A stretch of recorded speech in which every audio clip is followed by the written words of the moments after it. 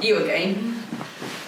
Well, if you're here, you already know who I am, I suppose. So Isabella from Prior Attire here, and welcome to another instalment of Getting Dressed Up and learn a little bit more about historical fashion.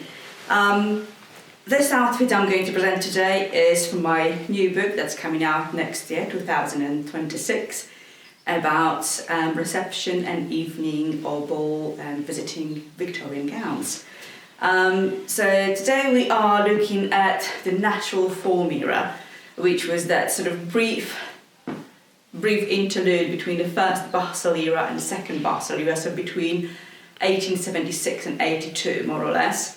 And it's characterised by lovely trains for evening gowns, a very fitted silhouette. It's a natural form, but obviously there was not a lot of natural in it because you have corsetry and you have padding and you have bustles.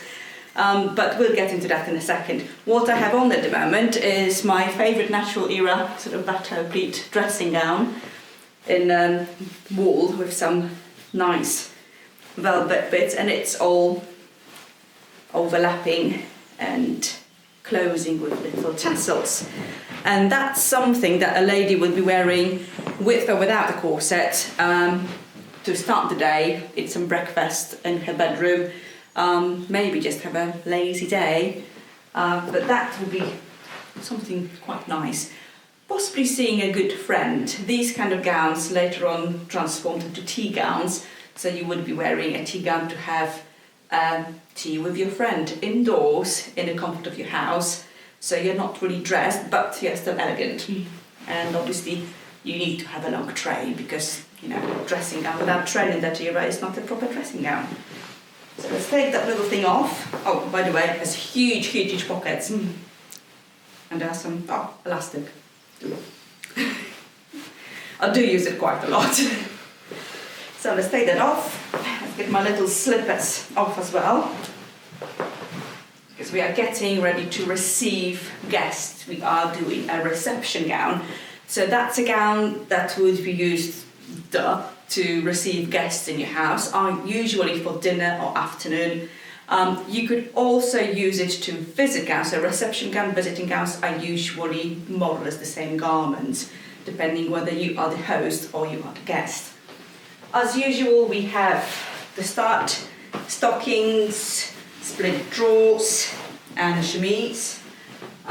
Also today I've got really lovely garters. No one's going to see them, but they're hand embroidered garters from my friend Tula, who's made them for me, so I'm going to put them on. And these ones have nice long ribbons, so they can cross either above or below the knee. So let's put them on. So in that time you already have the beginnings of elastic garters, so you can use that. You can use embroidered garters, you can use knitted garters. They have quite a lot of variety in what garters you want to wear. Some early rubber garters were quite unpleasant because they were just sort of rolled, so they were really sort of dig into your leg. Probably not the best idea ever. But there you go, that's what it was. Corset on top of it, you've seen this one before. It's a Atelier Silk pattern that I've used for the first book, The Victorian Dressmaker 1, when I'm talking about how to make one, and you can get the pattern from Etsy, from Atelier Silk. And it's a sort of late 70s corset with corded bust and boned with a lot of flossing. This one is made in silk satin of black couture. Haven't worn it that much, to be honest, not sure why. It also sports a nice spoon busk that was patented in the 70s and used throughout for a little bit more. People say belly support. It's not exactly belly support because it gives you a bit more rounded belly. It actually gives you a little bit more waist measurements in front while taking the whatever spare flesh you have at the sides. So that's where it goes. So it made quite comfortable. I really like it. Let me just put this one on.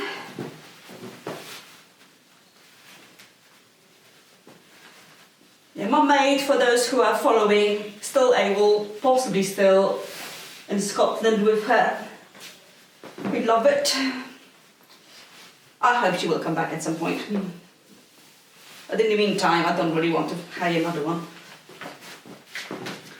I might take my cap now, because it's going to be a little bit counterproductive. And you also start seeing little hooks being used at the time for corsetry as well, to keep petticoats and corset out of the waist, because obviously you don't want any bulk at the waist whatsoever. Now, natural form.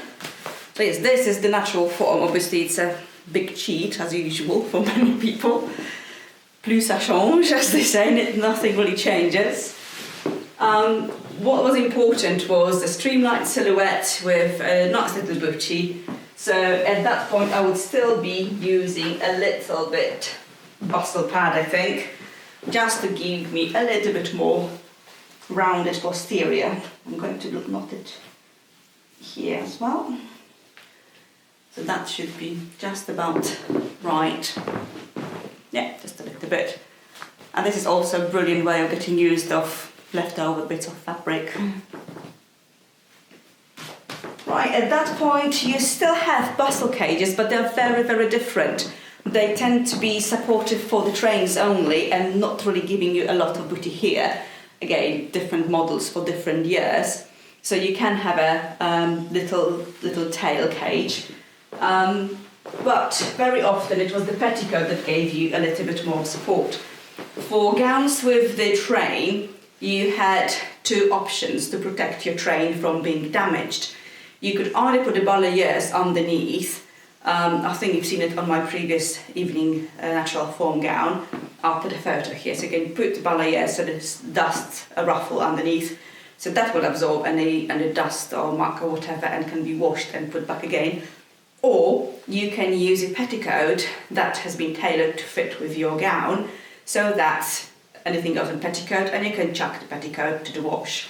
I have an original petticoat here that is very much suitable for natural form. I've used it before. So that's a lovely petticoat that would just be protecting the skirt a little bit. It's a trained petticoat. Let me actually put it on just for a second.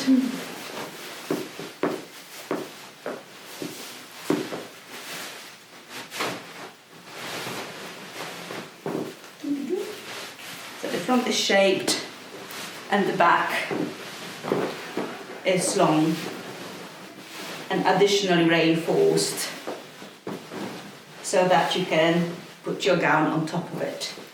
So that's one possibility. There were gowns, let me see if I can take it down this way. Yep. There were petticoats of, there's so much variety, and lots of them are with different inventions and interesting features. And for the ones I'm wearing today, I've combined two features into one.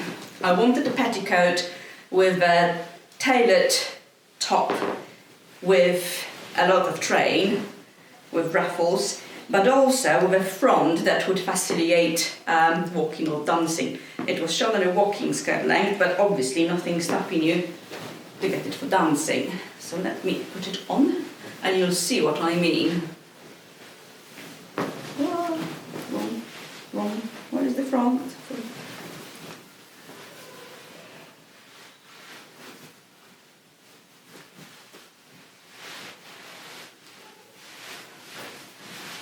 Emerged. Right.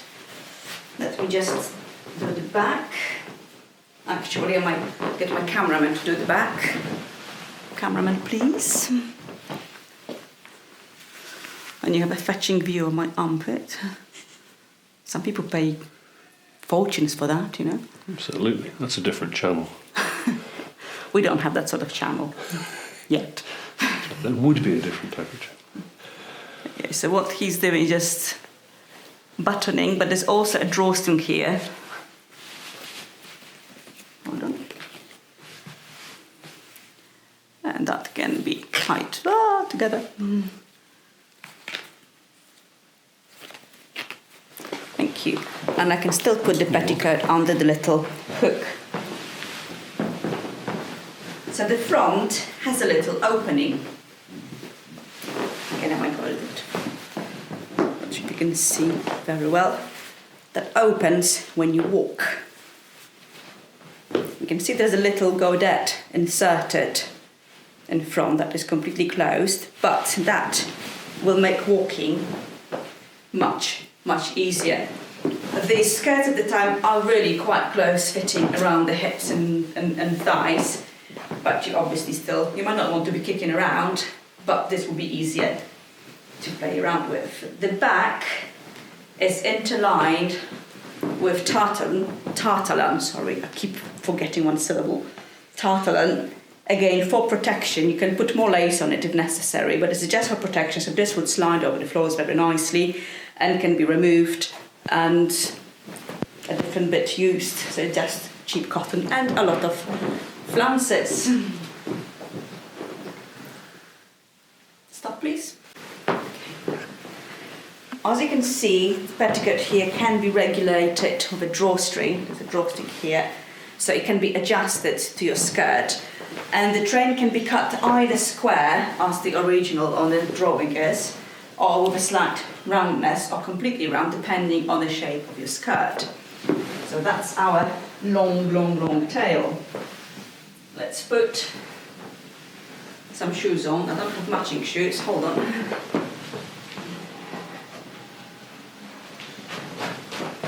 Yellow ones will have to do. This is fun, it's a long tail.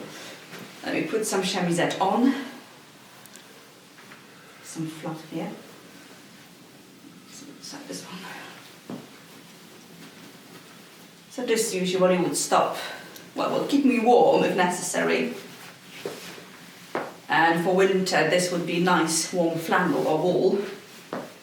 And in the summer, a lighter version would provide protection against sweating.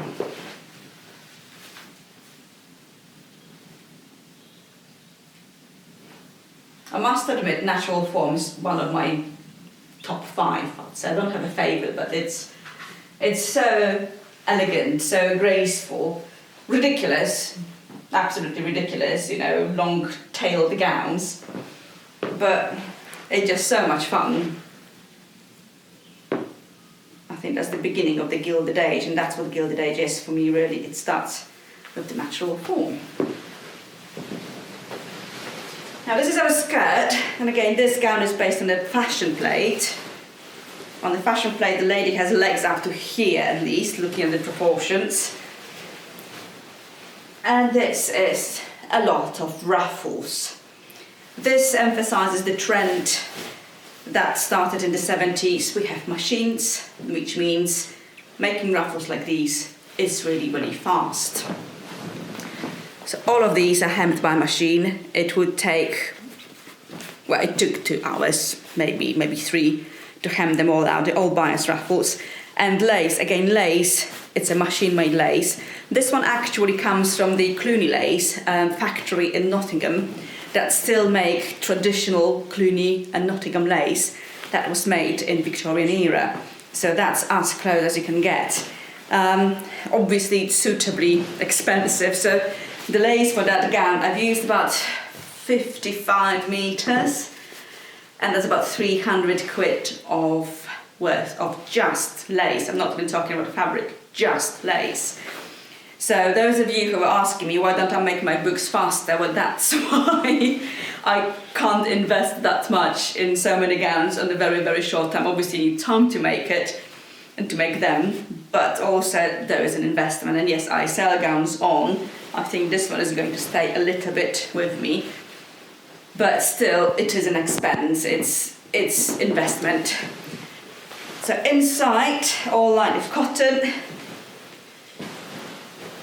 and the back has it's a sort of fan-tail gown, so it has pleats at the top and the bottom, but it's additional channel with elastic and a tape running through it, so you can adjust how much contained your train needs to be, so you can change it from one gown to another.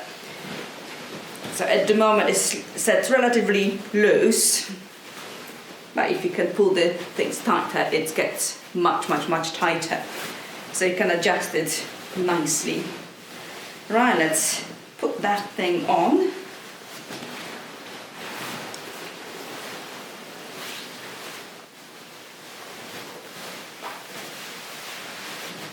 Oh, lots of ruffles.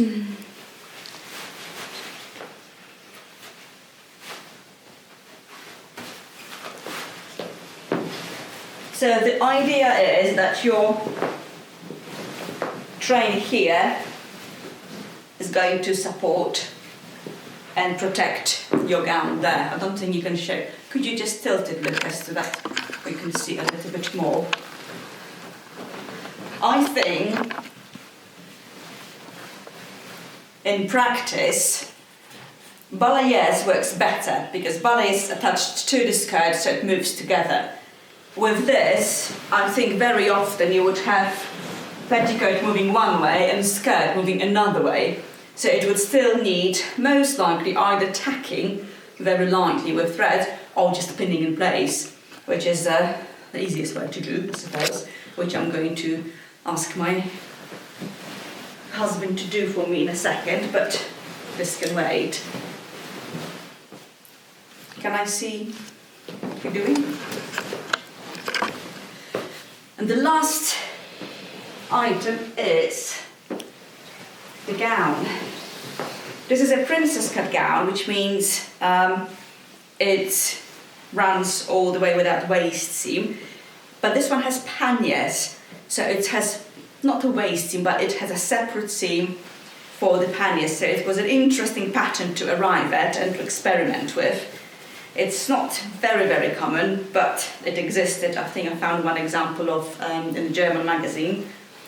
It's lightly bowed, and again I used bits and pieces for lining, so lined in glazed cotton and silk for the train part, and the train is supported just by a tape, basically to have a look how it all goes together. Let's dive in and hope for the best.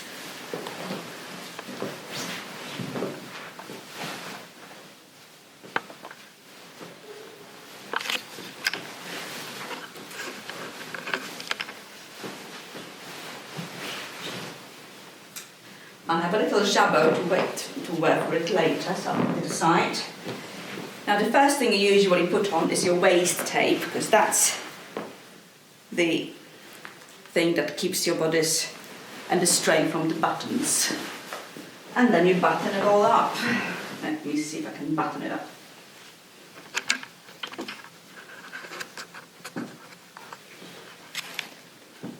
At the moment the panniers look quite ridiculous because they're quite puffy, but obviously you sort of smooth them out once you put your dress on correctly.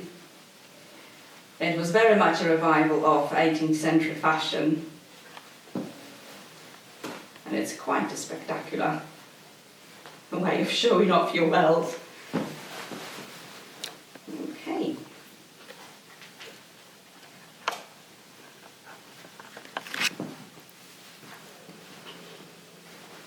Almost there. My favourite buttons. Should have taken a button hook. I didn't.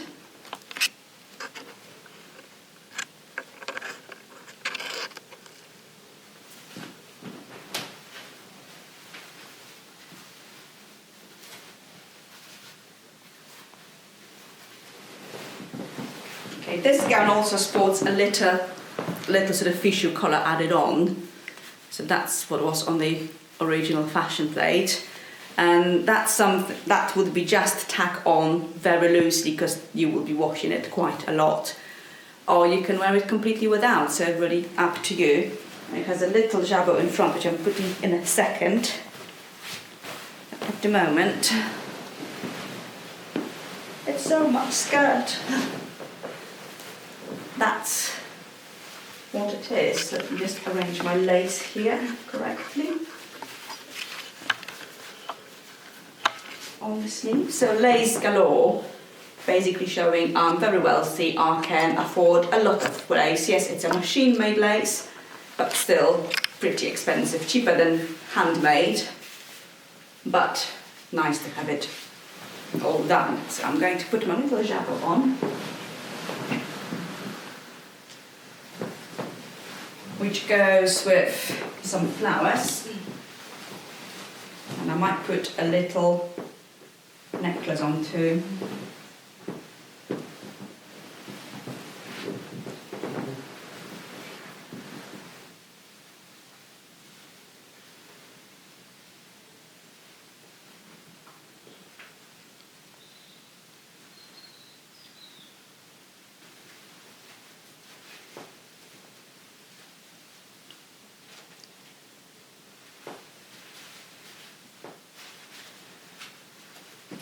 Not convinced if that will stay, but let's try again.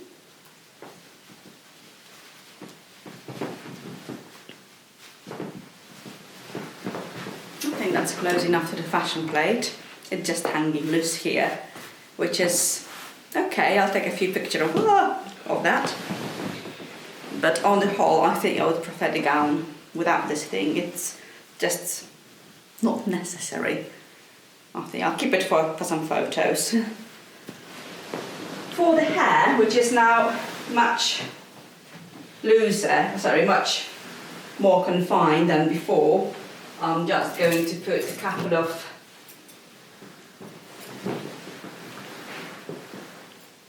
combs and keep it like that. A little necklace, and I'm ready to receive my guests. So, quite a lot to dress up with, but it's surprisingly, I don't know, feels fine, apart from the long train behind you. But to be honest, what all you're going to be doing there is to sit and chat and maybe stand and talk to your guests. You are not going to be serving any meals. You might be playing the piano, so you don't mind a long thing trailing behind you, gathering all the dust. So I hope you've enjoyed it. I'll put some more photos and more footage of this as well. And see you next time. Ta-da!